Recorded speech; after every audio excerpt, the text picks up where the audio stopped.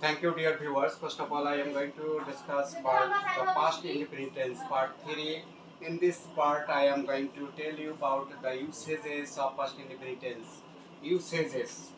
So, different usages of the past indefinite tense will be discussed in the sections. Please take a look at the whiteboard.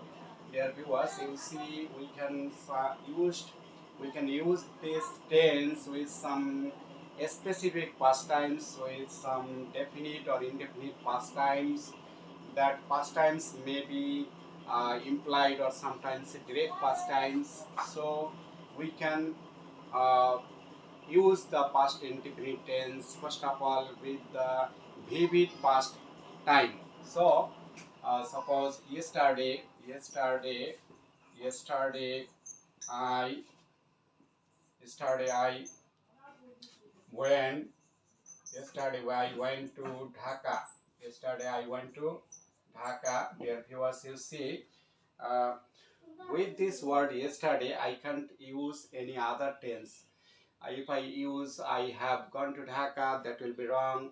If I use I had gone to Dhaka, there will be a bit wrong. So specifically with this word yesterday, as it is the vivid past point of time, past time, vivid past time. So I must write the tense and the past form. Yesterday I went to Dhaka. This is applicable, this is appropriate. So with the vivid past tense, with the definite past tense or indefinite past tense or implied past tense or direct past tense, we have to use the past indefinite tense.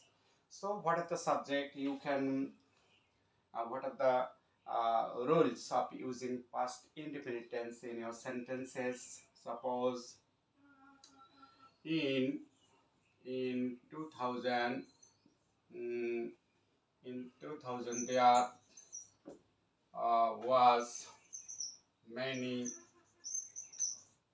problems in the whole world in the whole world. So dear viewers, you see, in 2000 there was many problems. This is the vivid past tense in 2000. This is the vivid past tense in 2000. So for this phrase or adverbial of time, I can't use any other tense. I have to write the past indefinite tense was, first form of verb to be was in this sentence. So if you think, do you think that this is the correct? Dear viewers, you may uh, can tell me if there is any fault using this sentence using our verbs. Yes, dear viewers, while we are making sentences with there, we have to remember that after the verb to be, the subject are being placed. The subject are placed after the verb to be. So my subject in this sentence is many problems, that is third person singular number, so it is not applicable here. So what will be the verb here? The verb will be in place of was or are. So try to understand, this is really, you can say, preparatory there. After preparatory there, the verb to be or any other verb may come in keeping pace with the number and person of the subject. So this is the third person plural number. So where is applicable here, not watch. Thank you. Now uh, I like to tell you that in some with some adverbial of time, we can also use this past indefinite tense. Suppose recently recently recently Samira Samira went to uh, Kolkata. Recently Samira went to Kolkata. Dear viewers, you see, this is the subject and this is the past form of went, is the past form of went or go. So it is the past indefinite tense with recently. Now I am going to tell you another rule of using the past indefinite tense. You can use the past indefinite tense uh, with present indefinite or present perfect. Present indefinite or present perfect. So how can we use? So dear viewers, you have to remember here, first of all you have to write the present indefinite or present perfect. Present perfect. Then you can use a conjunction that is since. Since, and after since, in this sections you have to write past indefinite. Past indefinite tense. So you see dear viewers, we can first of all write the present indefinite or the present perfect, and after completing this section, so we will write since. After writing since, we will use the first indefinite tense. Now I like to cite an example. Please take a look at Mr. Peter has been absent. Mr. Peter has been absent from the office. Mr. Peter has been absent from the office since his boss came there. Since his boss came there. So what is the meaning of this sentence? Mr. Peter has been absent from the office since his boss came there. So Mr. Peter has been absent from the office. Maybe Mr. Peter uh, has been absent from the office since his boss came there. That means his boss came at a first time in the office, but Mr. Peter was not present there, and still now Mr. Peter is absent. So if I want to tell you that the present perfect tense means the action started minimum 1 second ago in the past, and still the work has been somewhat present. The result of the action is present. The result of the action is present. So in that sense we can use the present perfect tense, and with since we have to write like this way. First of all we will write the present perfect tense, and after that, after using since, we can write the using since we can write past indefinite tense, like since his boss came there. I like to tell you another example. Suppose dear viewers, uh, it is 20 years since I saw you. Since I saw you.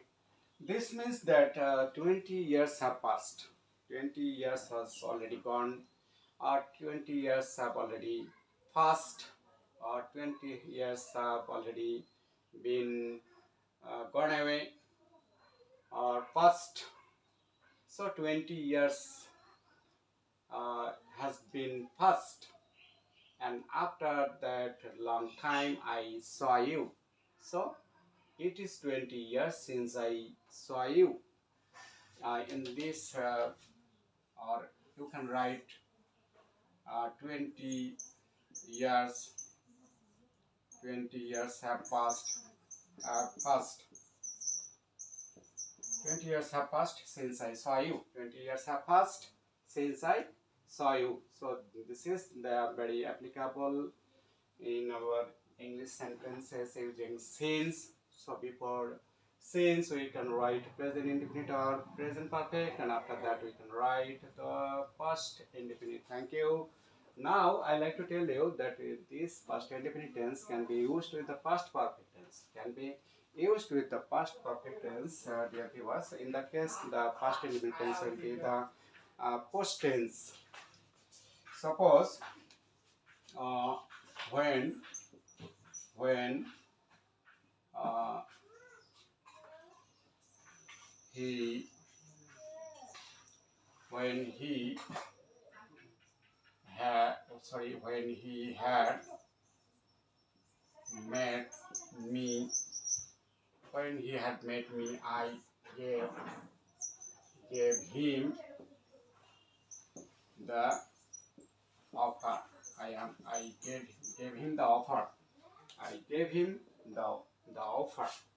Dear viewers, you see, when he had met me, I gave him the offer. So this is the past perfect tense and this is the pretense because the action has taken place before this one. Had met. The action of meeting him or meeting me has had already been completed in the past, and in that course of time there took place another action. I gave him the offer. So this was done in the next time in the past. So this is the past indefinite, and it is it has been used as the it was used as the post tense. This is the post tense. That means the action was completed later on. So past indefinite can be used with the past perfect as the post tense, meaning that the action was completed after the action of the past perfect tense. Thank you. And now I like to tell you, dear viewers, that after the present participle phrase, we can use the past indefinite tense. Please take a look at going home, going home, going home. I found her absent. I found her absent. Going home, I found her absent. So, dear viewers, you see, when did I find her absent? When did I find her absent? So, going home, that means after going home. After going home, I found her absent. So, going home, that means the present participle phrase is used in place of the past perfect tense. That means it gives the sense of pretense. So, though it is the phrase, it gives the sense of pre-verb or the pretense. This gives the sense of pretense. Pretense. That means that this action was taken place before this one. I found her absent. When did I found her absent? After going home. So going home was taken place before I found her absent. So this is the post tense. This is the post tense. So you can use